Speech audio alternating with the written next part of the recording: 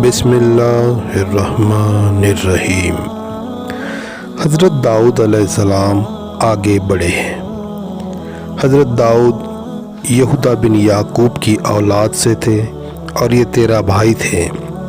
حضرت داؤد ان میں سب سے چھوٹے تھے۔ بدن بھی بہت ہی ہلکا تھا، دیکھنے میں کوئی خاص خوبی نظر نہ آتی تھی۔ پیشے کے لحاظ سے بھی ایک چرواہے ہی تھے۔ وہ ہمیشہ ایک گوفن اپنے پاس رکھتے تھے۔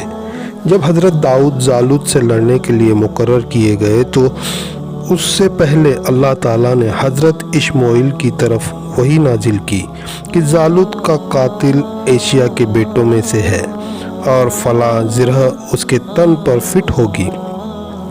تو پیغمبر ایشیا کے گھر تشریف لے گئے اور اس کے سب بیٹوں کو طلب کیا۔ باپ نے اپنے 12 بیٹوں کو حاضر کیا۔ یہ سب ایک سے بڑھ کر ایک اور بلند تھے۔ یہ زرہ کسی کے بھی جسم پر برابر نہ بیٹھی۔ تب حضرت اشمعیل نے پوچھا، تمہارے کوئی اور بیٹا ہو تو حاضر کرو۔ باپ نے کہا، میرا ایک بیٹا اور بھی ہے، لیکن وہ تو سب سے چھوٹا اور دبلا پتلا ہے، آنکھیں زرد اور جسم معمولی ہے، جنگل میں بکریاں چراتا پھرتا ہے۔ جب حضرت داؤد کو زرہ پہنائی گئی تو وہ ان کے جسم پر بالکل ٹھیک آ گئی۔ حضرت داؤد نے اپنے بھائیوں سے کہا، تم کیوں نہیں جالوت کے قتل کی ٹھانتے؟ تمہیں ملک بھی ملے گا اور بادشاہ زادی سے تمہاری شادی بھی ہو جائے گی۔ بھائی بولے، پاگل ہو گیا ہے جو ایسی نادانی کی باتیں کرتا ہے؟ کس میں طاقت ہے جو جالوت کے سامنے کھڑا ہو؟ حضرت داؤد نے کہا، میں اس کو ماروں گا۔ اس کے بھائی روکتے ہی رہے، لیکن حضرت داؤد نے کہا کہ بادشاہ سے کہہ دیا جائے کہ میں جالوت کا بھیجا نکال لوں گا۔ حضرت داؤد طالوت کے سامنے پیش ہوئے اور انہوں نے بادشاہ سے کہا، اے بادشاہ، اگر تو اپنے وعدے کو پورا کرے تو میں ابھی جا کر جالوت کو قتل کرتا ہوں اور اس کی فوج کو بکھیر دیتا ہوں۔ طالوت نے حضرت داؤد کو ایک گھوڑا اور زرہ دے کر روانہ کیا۔ ابھی وہ تھوڑی ہی دور گئے تھے کہ لوٹ آئے اور گھوڑا اور زرہ طالوت کے پاس لوٹا دیا۔ لوگوں نے سمجھا کہ شاید جالوت سے ڈر کر وہ بھاگ آئے ہیں اور گھوڑا اور زرہ کو واپس کر رہے ہیں۔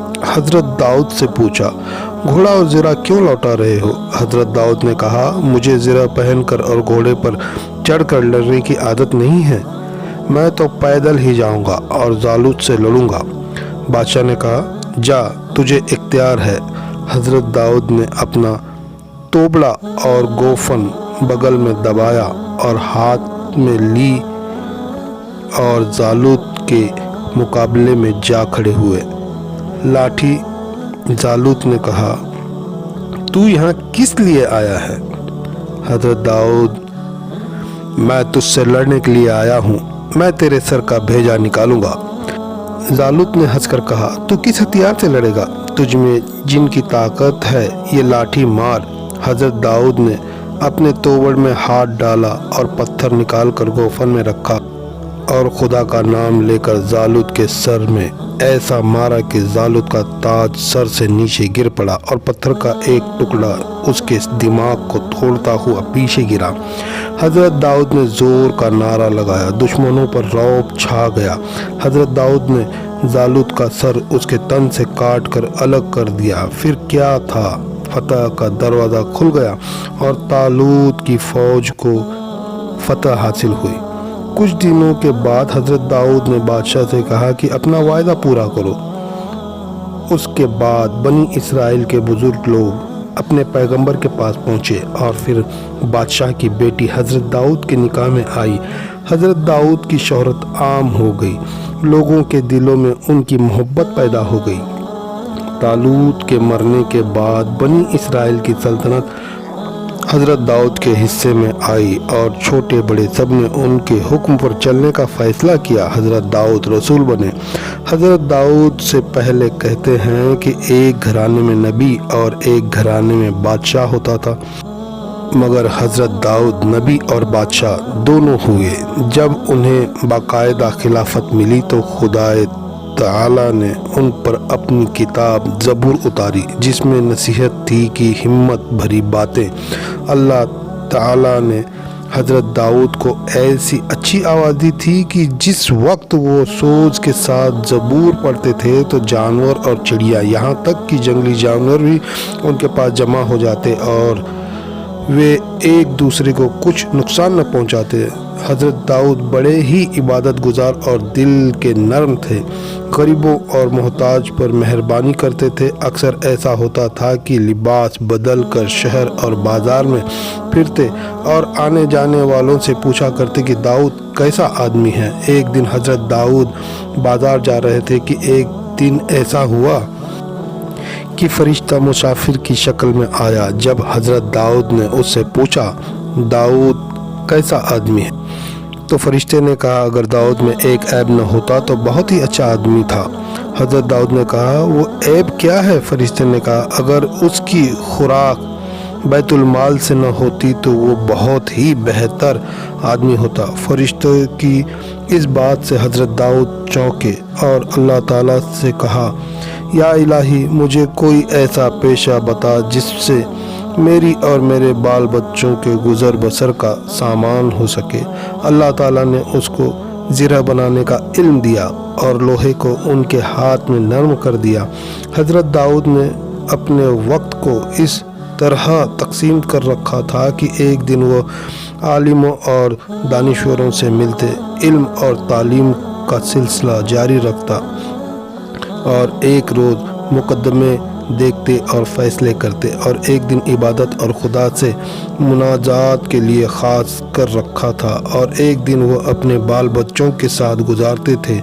ایک دن ایک شخص نے بنی اسرائیل کے ایک بڑے شخص کے خلاف دعویٰ کر دیا کہ اس نے میرا بیل چھین لیا ہے، دے نہیں رہا ہے۔ میں مدعی علیہ نے انکار کر دیا۔ حضرت داؤد نے مدعی سے گواہ طلب کیا گیا، گواہ پیش نہ کر سکا، لیکن حضرت داؤد کے دل پر اس کی سچائی اور اس کے رونے سے بڑا اثر ہوا، لیکن گواہی کے بغیر وہ کوئی حکم نہ دے سکے۔ حضرت داؤد جب رات میں سوئے تو خواب میں دیکھا کہ مدعی کا دعویٰ سچا ہے اور مدعا علیہ قتل کر دینے کے لائق ہے۔ دوسرے دن حضرت داؤد نے یہ فیصلہ کیا کہ مدعی کو اس کا بیل دے دیا جائے۔ مدعا علیہ نے کہا آپ بغیر ثبوت اور گواہ کے مال دلا رہے ہیں، آخر یہ کس شریعت میں جائز ہے؟ اس فیصلے پر شہر کے دوسرے لوگوں کو بھی حیرانی ہوئی۔ حضرت داؤد نے فرمایا اب تیرے حق میں بہتر یہ ہے کہ بیل بھی دے اور اپنا مال بھی دے۔ اس حکم سے لوگوں کی اور بھی حیرانی بڑھی اور مدعا علیہ چیخنے چلانے لگا کہ آپ پیغمبر ہو کر مجھ پر ظلم کر رہے ہیں۔ تیسرے دن پھر حکم دیا کہ اپنا مال اور بال بچے اور مال مسواب سب مدعی کے حوالے کر دے، میں تجھے قتل کروں گا۔ شہر کے لوگ دانتوں میں انگلیاں دبائے حیران رہ گئے۔ حضرت داؤد نے مدعا علیہ کو گرفتار کروایا اور شہر میں اعلان کروا دیا کہ کل سب لوگ شہر سے باہر جمع ہو۔ دوسرے دن حکم کے مطابق شہر کے سارے لوگ باہر جمع ہوئے اور مدعا علیہ کو سولی کے نیچے کھڑا کیا گیا۔ حضرت داؤد نے ایک درخت کی جڑ کھودنے کا حکم دیا، وہاں مدعی کا مرا ہوا باپ دفن تھا، اس کے ساتھ ایک چھری جس پر مقتول کا نام کھدا ہوا تھا پائی گئی۔ حضرت داؤد نے فرمایا یہ مدعا علیہ مدعی کے باپ کا غلام تھا، اس نے اپنے آقا کو قتل کیا اور اس کے مال اسباب پر بھی قبضہ کر لیا، اور اب یہ ظالم اپنے آقا کے بیٹے کو جس کا سب مال اس نے ہڑپ کر دیا ہے ایک بیل بھی دینا نہیں چاہتا۔ اس لیے خدا کے حکم کے مطابق ہم اسے قصاص میں قتل کرتے ہیں اور یہ سب مال مدعی کو دلواتے ہیں۔ اس فیصلے کے بعد لوگوں کے دلوں پر حضرت داؤد کی کچھ ایسی ہیبت چھا گئی کہ وہ تنہائی میں بھی شریعت کے خلاف چلنے کی ہمت نہیں کرتے تھے۔ قرآن میں ہے وہ شدنا ملک ہو وہ آتینا الحکمت وہ فصل کتاب ہم نے اس کی بادشاہی کو مضبوط کیا اور اسے ہمت عطا کی اور دو ٹوک بات کرنے کی قدرت بخشی۔